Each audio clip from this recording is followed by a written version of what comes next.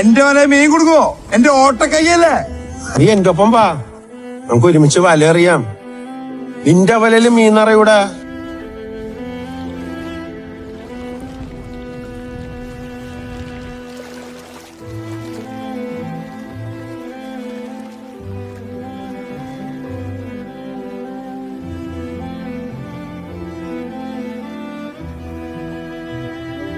പത്രോ എഴുന്നേക്ക്, വല നീക്കടാ.